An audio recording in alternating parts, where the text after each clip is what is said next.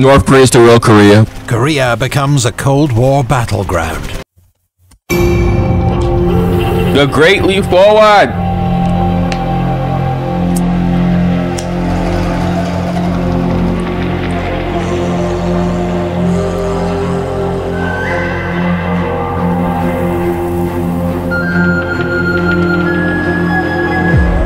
China, 1949. From Peking's Tiananmen Square, Communist leader Mao Zedong has proclaimed the establishment of the People's Republic of China. A new age for China, for the Chinese Communist Party, and for Chairman Mao. He has devoted his life to revolution and to his dream of transforming China. Now is his moment. Mao's government calls itself a people's democratic dictatorship, but democracy is not on the agenda. Instead, the dictatorship heart of government is the Central Committee of around 100 senior party members. Above that, the 12-strong Politburo. And within that, the Politburo's Standing Committee, where true power lies. There are 5 members, including Liu Shaoqi, a veteran labor organizer who studied in Moscow. He is now vice chairman of the Communist Party.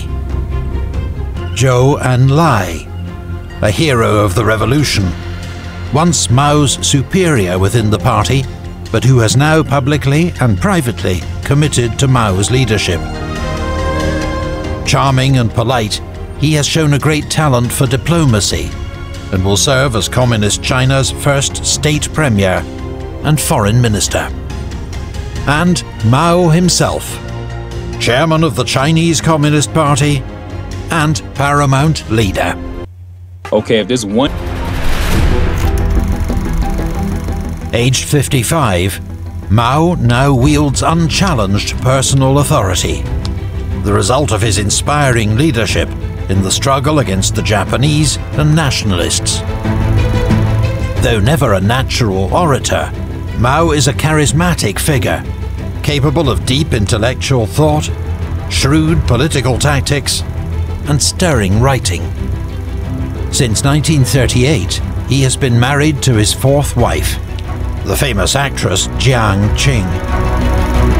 I did a reaction to her. Go check out my reaction to her after this video.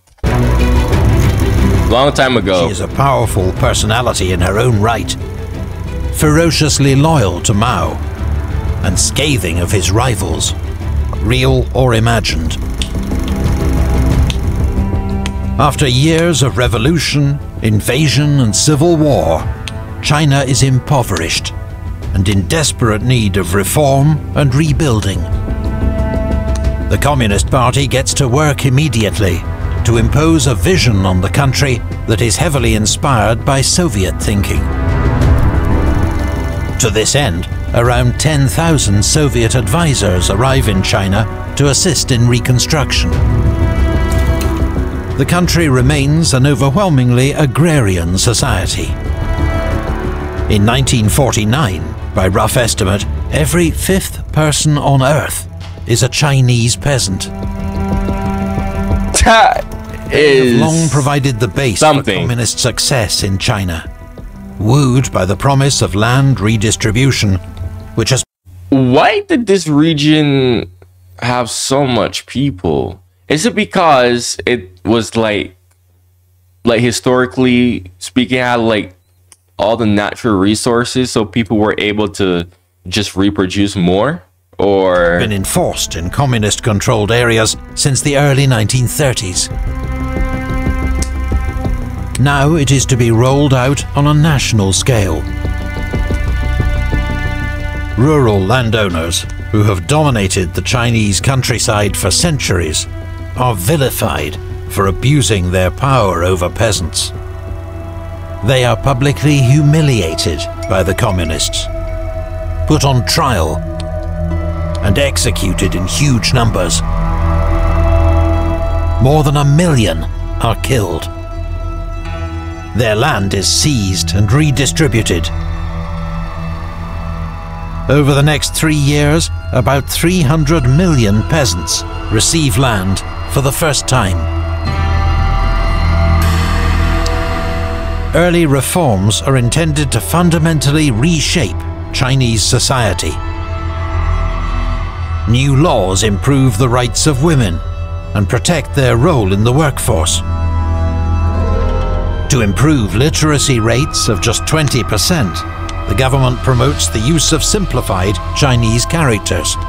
And you know what's insane? It's even though simplified Chinese is simplified, it's still hard as shit. Huge propaganda drives in theaters, public storytelling and posters aim to both educate and indoctrinate in communist revolutionary values. Suspected counter-revolutionaries, such as nationalist sympathizers, corrupt officials and capitalists, are to be reported and eliminated. The campaigns upend China's traditional class structure, humiliating and impoverishing bourgeois and middle-class families. The number of victims is impossible to quantify, but hundreds of thousands suffer loss of status, confiscation of property, or imprisonment. Some are even forced to take their own lives.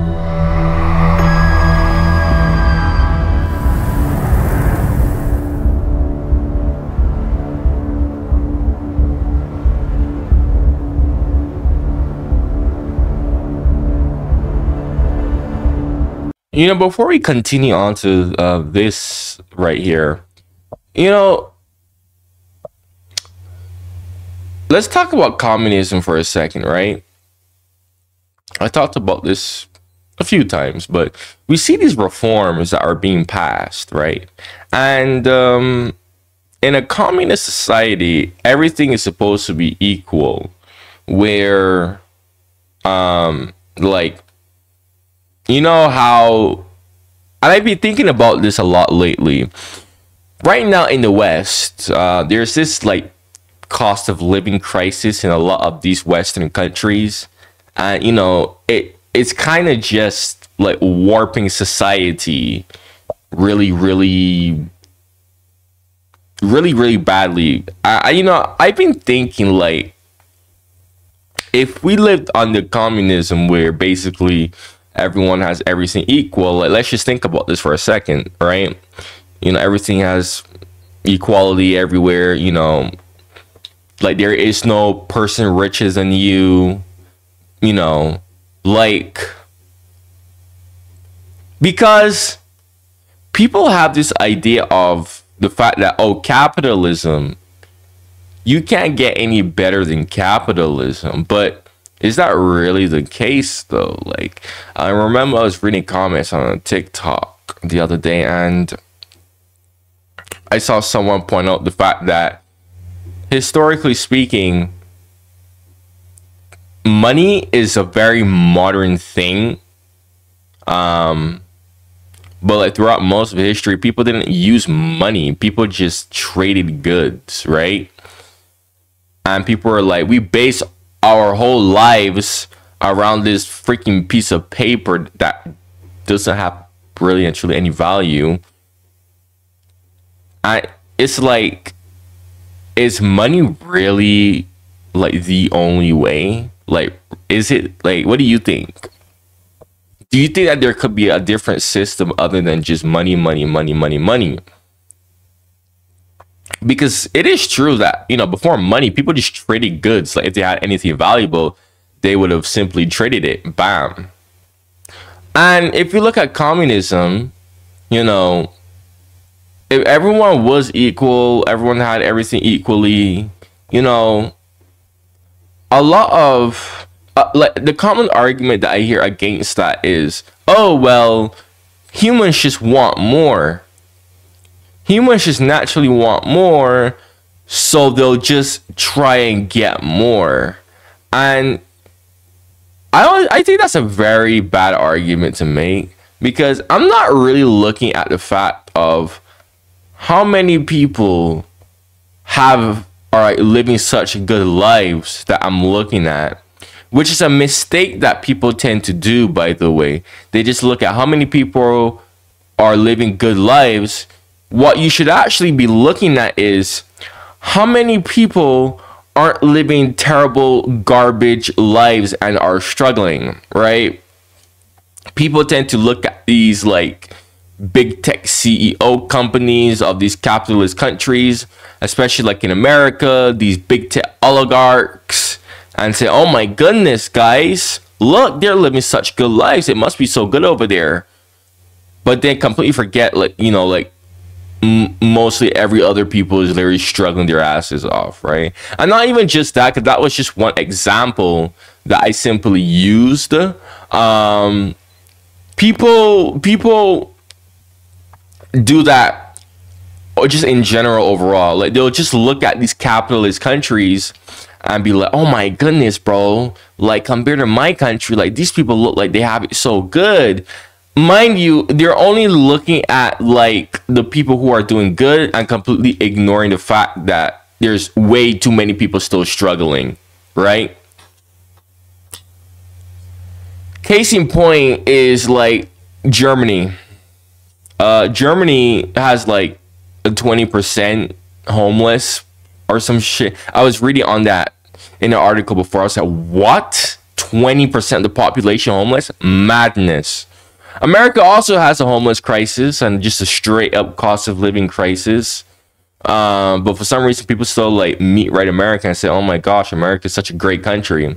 I don't know, guys. It's just stuff for you to just sit down and think about. Like, genuinely, you know, like it is so bad right now in America that, you know, sometimes I just sit down because I live in America. I sit down and just wonder to myself, like, what if America was communist? You see, like, how would things be like right now? Like, because guys, communism isn't fully, like, just get all that propaganda put aside. Communism has been shown to actually have some benefit. Okay, like, this is what I'm talking about, that because, you know, we see the reforms that Epic History TV was pointing out. Like, we could clearly see that communism was trying to improve the lives of the people. Like, you know what I'm saying? So, you know, just put all that propaganda aside and just ask yourself, what is, like, is communism, like, really that bad? You know what I mean? Like,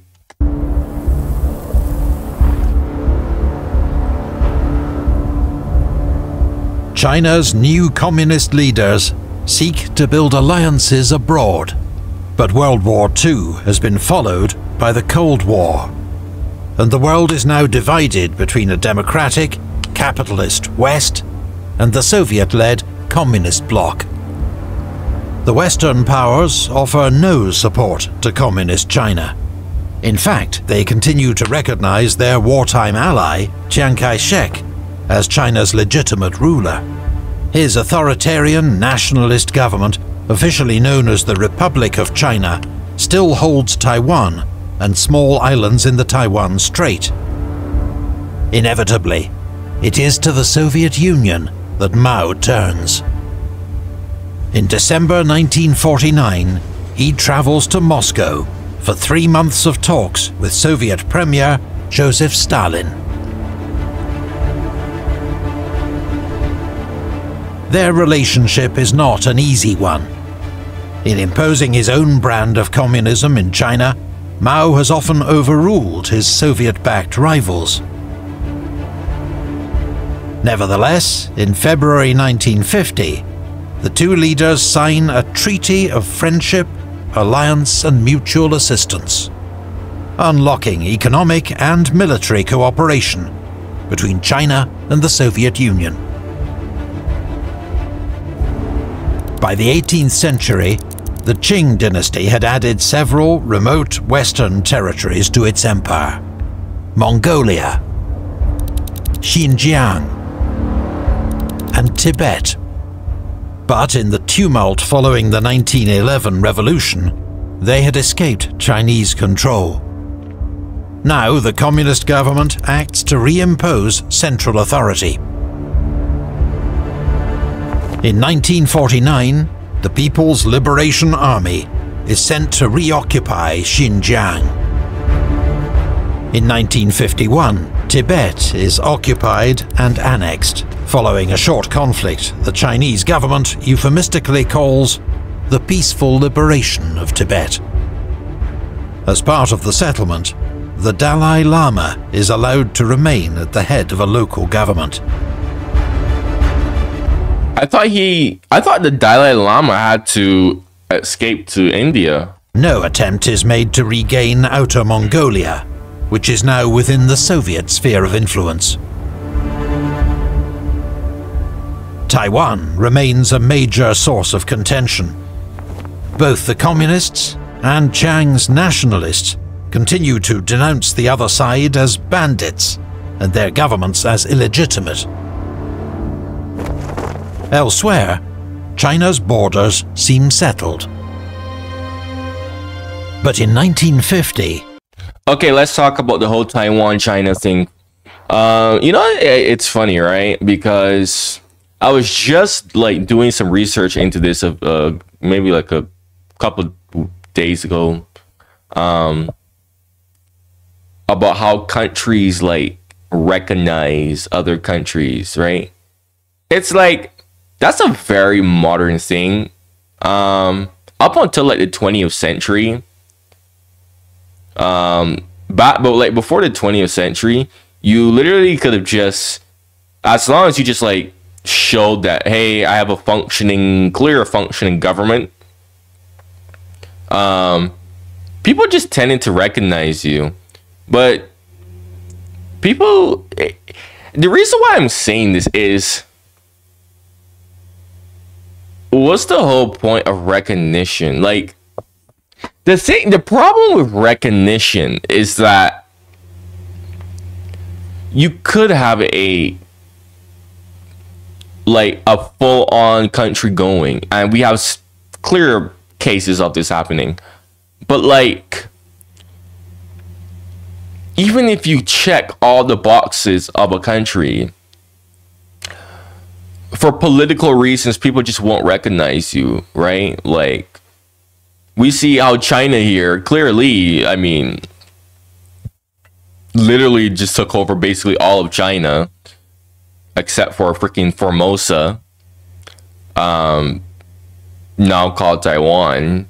But we see that the West still didn't want to recognize China, right? Communist China. I mean, both of these countries, by right, are literally like their own countries, literally.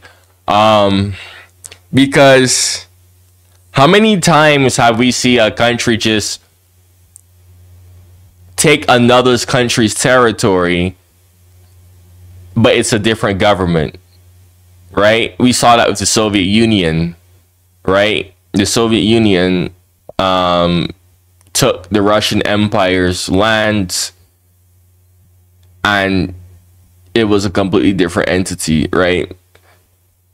These two Chinas here, technically speaking, you could basically say that there are two Chinas that exist. Now, I know that Taiwan and China like made an agreement basically saying like, we gonna agree that there's only one China, but just put that aside, guys. By international definition, right now there are two Chinas that exist. Because one, Taiwan was the legitimate like China, like when it controlled the mainland. So that's its legitimacy right there. Even if it lost, guys, you could lose a bunch of territory, but as long as your government that originally existed still exists in a piece of territory, it's like you're still there. You know what I mean? So, you know, it's like, and then China, you know, well, it's a functioning government here, communist China, you know, it took a bunch of nationalist territory, yeah, but clearly is a clear functioning government. Like you can't look at this and be like, this is not a country, this is not a government that I can't recognize. So both of these countries are legit, really and truly. I'm just using international definition, but all I'm saying is international definition, like international recognition just never made any sense to me. Because look at Afghanistan, right? Afghanistan clearly has a new government since the old one was overthrown, but no one wants to recognize it for political reasons. And it's like, what, really? You know, like what does recognition like even do anyway? It's like it's obvious that Afghanistan is clearly being ran by new people. I'm not gonna say the name because I don't want this video to get like demonetized or something, you know what I mean? But that's just like The People's Republic of China faces a major conflict. Honestly though, if I was Taiwan, actually no, Taiwan can't even do that. Never On mind. its doorstep, the Korean War. After World War II, Korea had been divided into two separate states, a communist north and democratic south. In June 1950, northern forces invade the south, advancing rapidly and capturing Seoul within a week.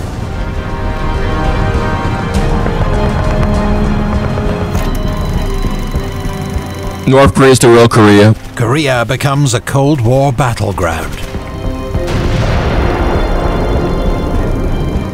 Under US leadership, UN troops intervene in support of South Korea.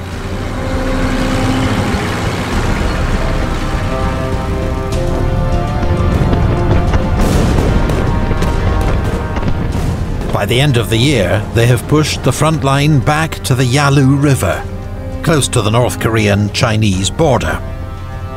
Fearing a US-led invasion and hoping to shore up a communist ally, Mao sends in Chinese troops to support North Korea.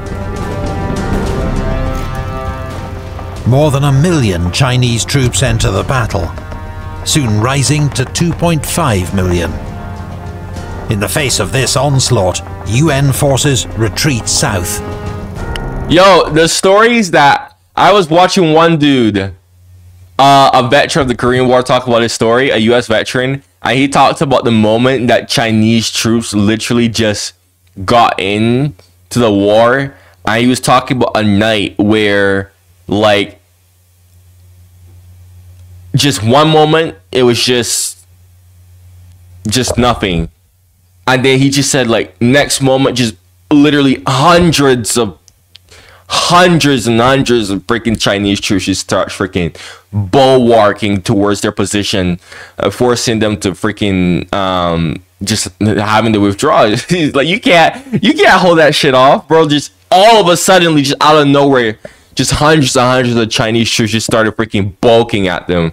Now that's mad, bro. After months of heavy fighting, the war enters a stalemate.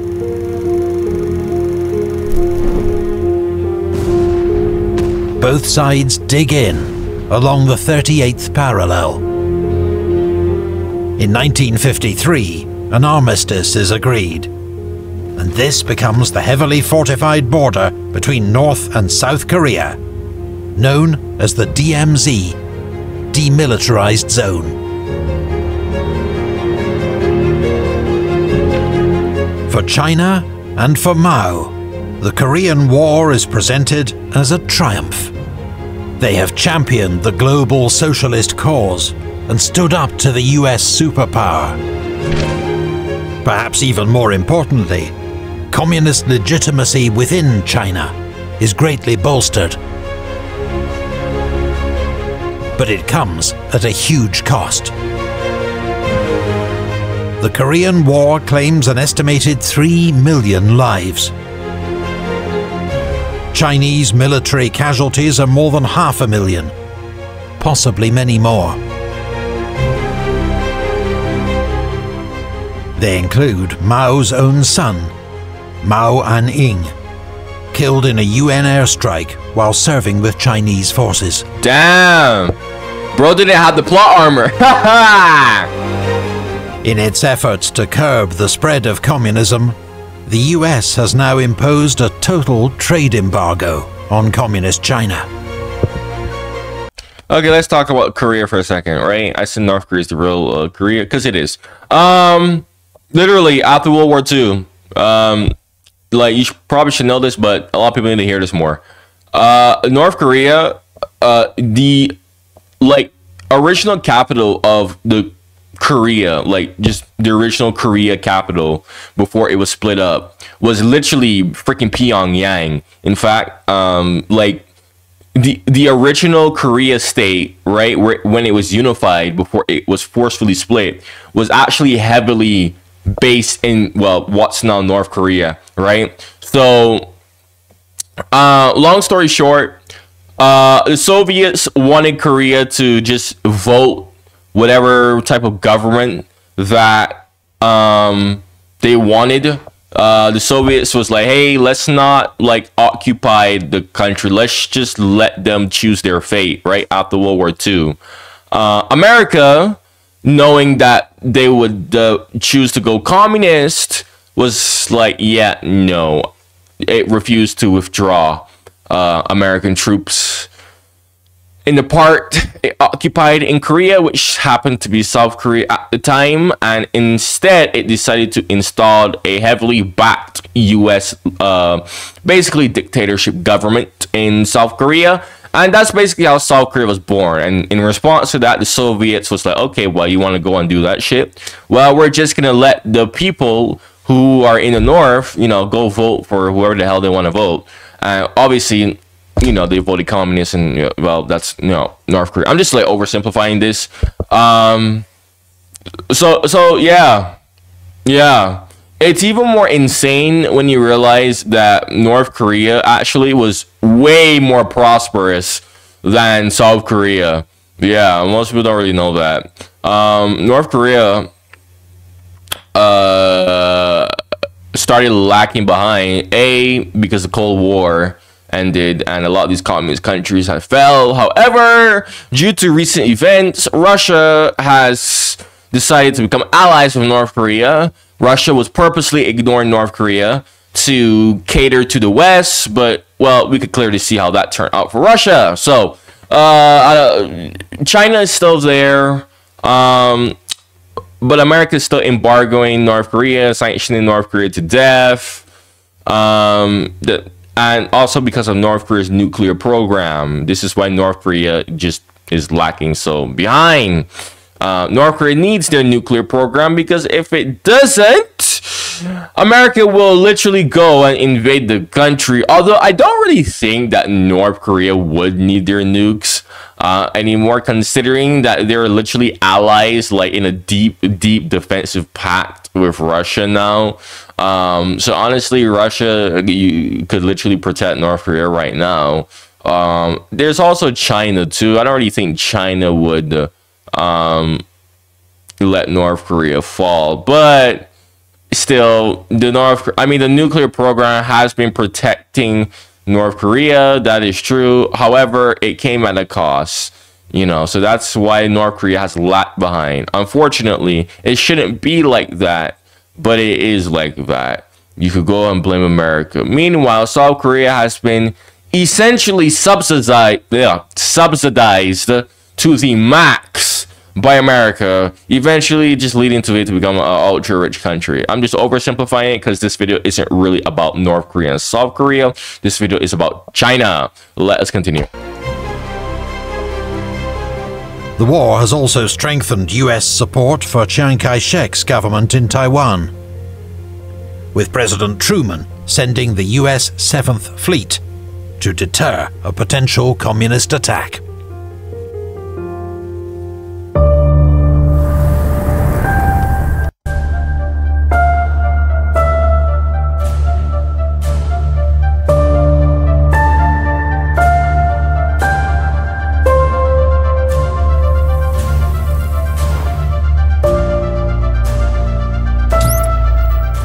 1953, China's government introduces its first 5-year plan, inspired by similar economic programs in the Soviet Union.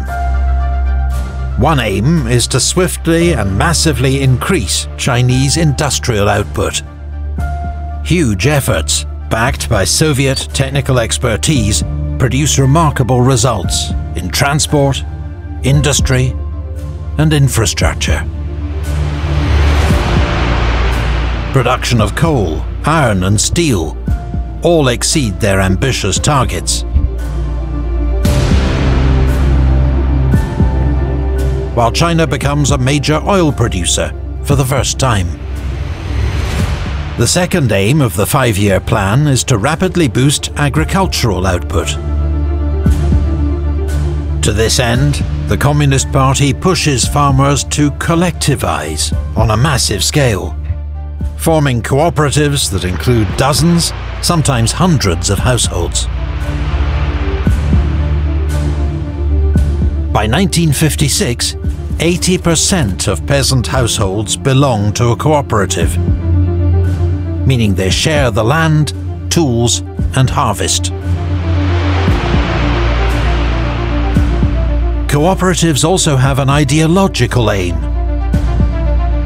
to tighten party control over the lives and thoughts of rural communities. At breakneck speed, communist reforms are overturning a rural way of life that's centuries old, and sowing the seeds of disaster. Mao is encouraged by the apparent success of the first 5-year plan. Hoping to encourage further innovation, in 1956 he announces, "Let 100 flowers bloom, let 100 schools of thought contend."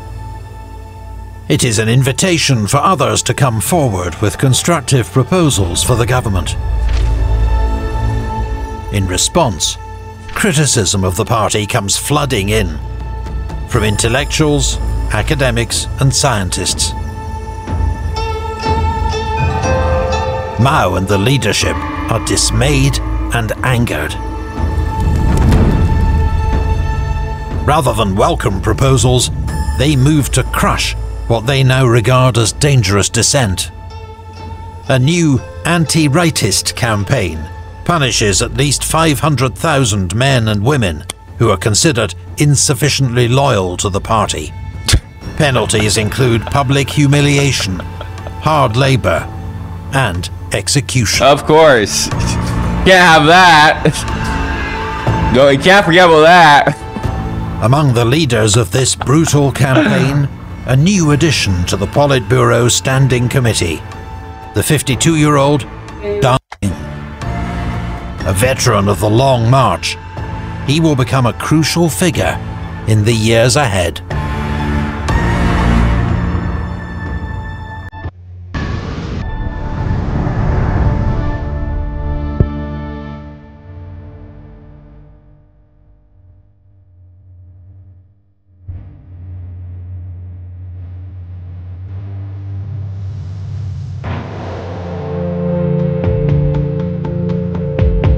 (1958).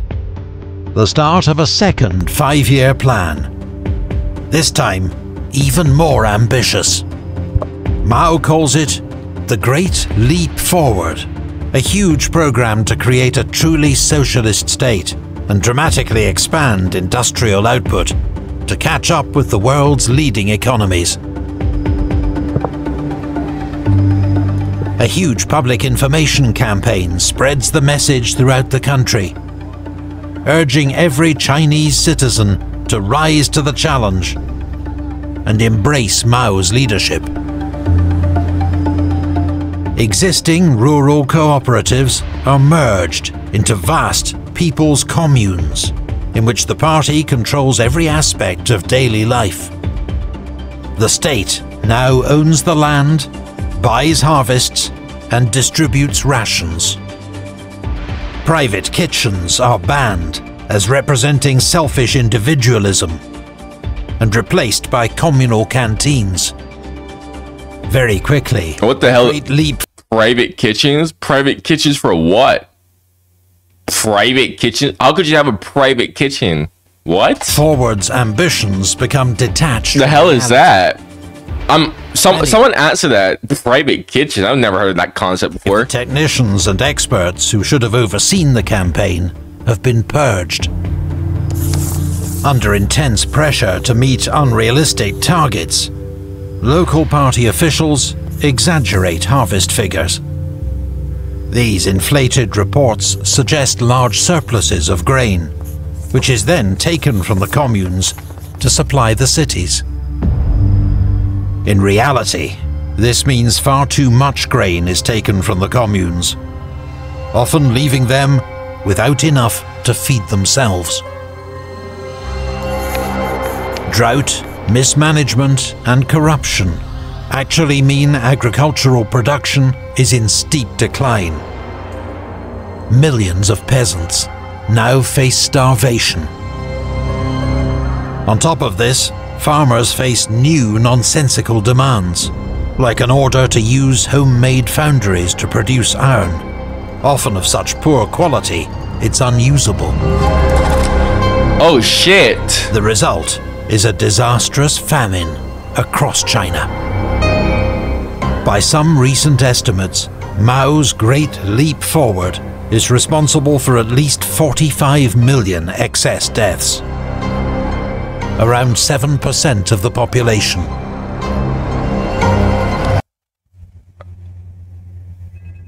I feel like throwing up. I feel like throwing up, bro. I feel like throwing up because of this.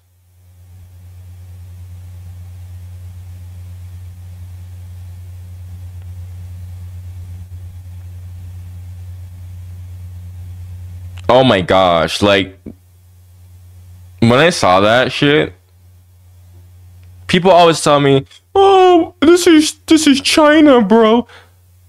Oh, but China has so many people, so of course a lot of people are gonna freaking die." Bro, what? How could you be so desensitized to shit like this? Seriously, that is like the comments of people telling me like, "Oh, why are you surprised, bro? It's just China." Bro, you are a psychopath. Psycho. 45. Like I even had people who even also like replied to some of those comments and were like, "Bro, like those are still human beings." Like, bruh. Look in your city right now. Do you see how many people are in your city? Imagine everyone dead that you see around you. You would be, yeah, insane, right?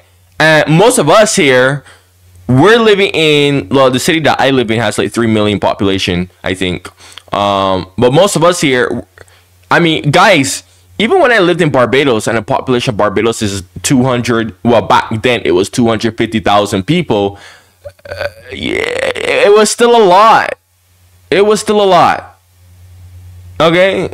Most of us were probably living in cities around like maybe at most 50 to a million people, most of us. But still, just imagine, it doesn't matter what number it is, just look around you. Just imagine everyone around you just dead. Yeah, and that's why I have these reactions whenever I hear these big ass numbers of the amount of people who die. Yeah. So no, my reaction isn't an overreaction. The fact that you are desensitized to it, you need to go and get a psychiatric to check you out. It ranks as one of the greatest man-made disasters in history.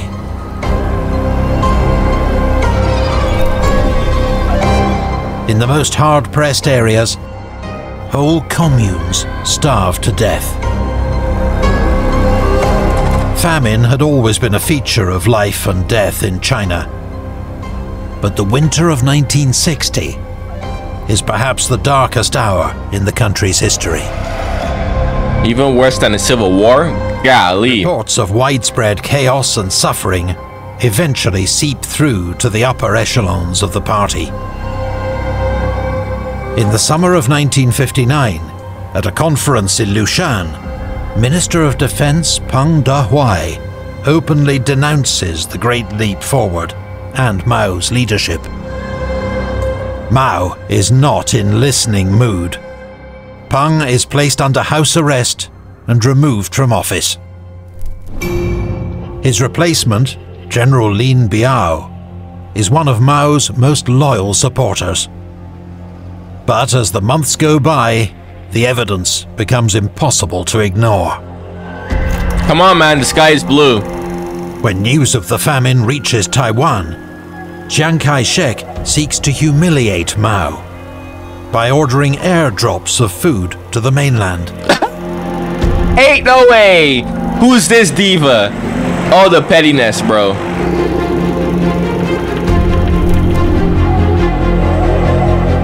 By 1961, the party has to acknowledge reality. Mao Zedong publicly accepts that mistakes were made. He remains chairman of the Chinese Communist Party, but for the next few years he steps back from frontline politics. Yeah, okay. This goes back to what I said in my recent Turkey reactions, okay? Where I said that I support dictatorship, okay? I support dictatorship.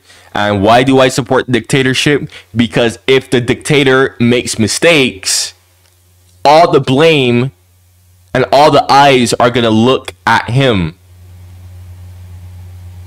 Right? Everyone's gonna look at him. That's the thing. People think, oh, when you're a dictatorship, you could do whatever you want. You don't have no care in the world. That's not true. When you're a dictatorship, you have so much responsibility. Yeah, he needed to step back. Because if he didn't, he probably would have went, bye-bye. You know? When you're a dictator and you make mistakes, too much mistakes, you're going to be gone. You are guaranteed to be gone. Okay, everyone's just eventually going to look at you and be like, yeah, you need to go. And not by any pretty means either. So, he had to. Perfect example. Proves my point here. In his place, more pragmatic leaders, notably Liu Shaoqi, Zhou Enlai, and Deng Xiaoping, take on the day-to-day business of government. Some of the policies that had led to the famine are abandoned. Communes are reduced in size, communal canteens are abandoned, and some land returns to private ownership. But the party still controls all aspects of daily life, providing everything from healthcare to housing, education, and employment, while food remains rationed. The work unit, not family, is the basic unit of social and economic existence. Meanwhile, in 1958, the government adopts a new phonetic alphabet to encourage literacy in China. It is called Pinyin and becomes the new system for the romanization of Chinese names. Peking becomes Beijing. Canton becomes Guangzhou. Nanking becomes Nanjing. Oh, With countless more changes. I was wondering, like, I thought I was just going crazy, but I heard these names being used for the same freaking region. I'm like, wait, why do they have two names? Oh, I never knew that's what. Okay, Pinyin spreads only slowly. Never knew across that's China why itself. And it is not until wow. This is, I learned something new. the 1980s that the new names are taken up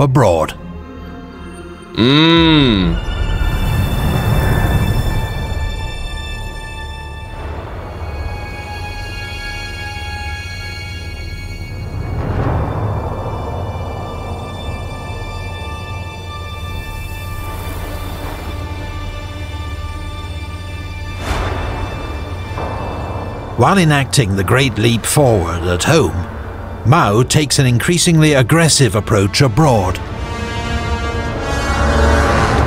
In August 1958, the Chinese army starts shelling islands in the Taiwan Strait, belonging to the Republic of China, testing nationalist defences.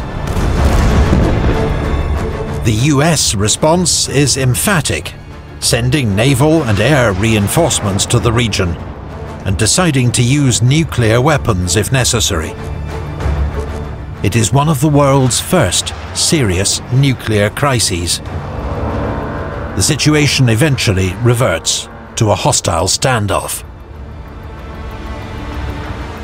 But Soviet Premier Nikita Khrushchev, who is pursuing a policy of peaceful coexistence with the West, is furious at Mao's recklessness.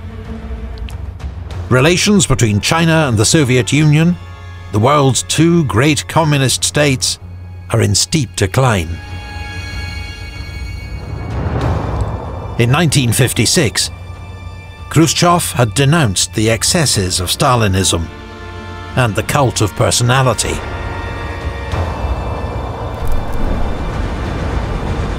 Mao is outraged by these views, and in turn denounces Khrushchev's views as a betrayal of communism.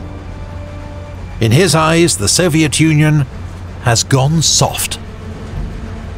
It is a fatal ideological split. And after 1959, the two leaders will never meet again.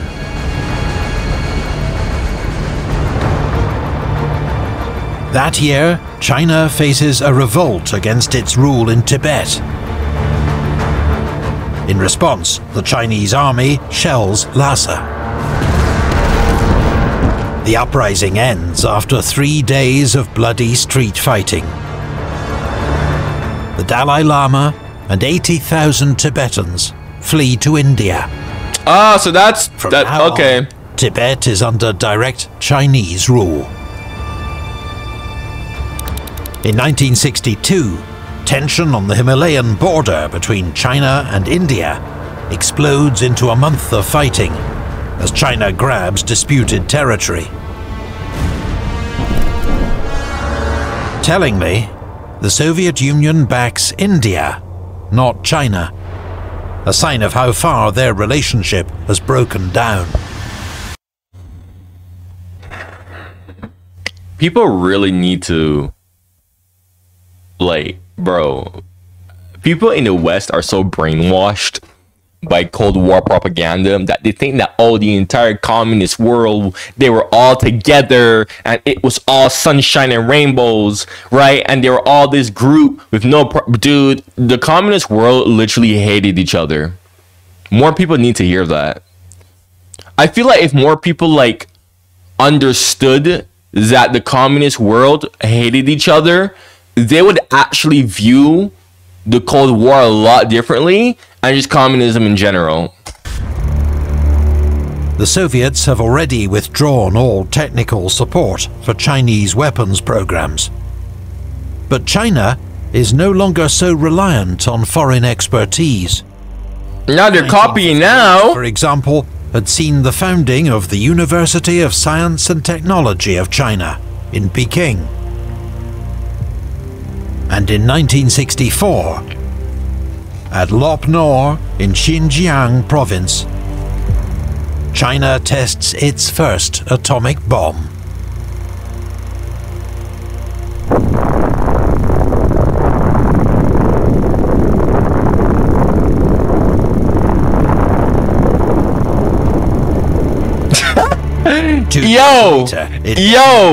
Yo, propaganda videos will never not be funny, bro. It's its first thermonuclear device. Oh my goodness, that was funny.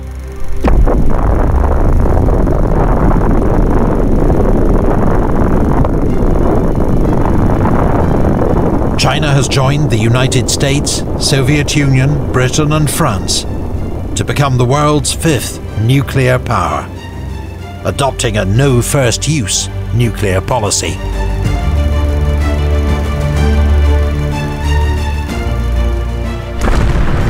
Oh my god, guys! We Wait, we're still poor. Why are you celebrating? There is no longer any question that China stands on its own feet as a major world power. But Mao and the Chinese Communist Party still see much work to do. Their next battleground will be within Chinese society itself.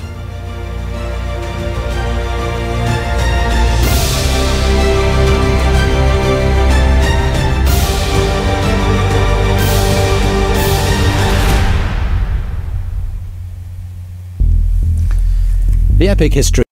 Is that it? Well, guys, if you like my reactions and you made it all the way here, you're new to my channel, subscribe, number one. If you know any other videos like this that you would love to see my reaction to, definitely comment it in the comments below. If you really enjoy my reactions, man, share the video. Okay, I don't know, share the video to other people. I don't know if you want to. Shit, if you want to make edits of my reactions or whatever, because I saw someone in my comments the other day, one of my members, he was like, bro, your reactions are so meme worthy. Shit, if you think my reactions are meme worthy, go make memes out of it.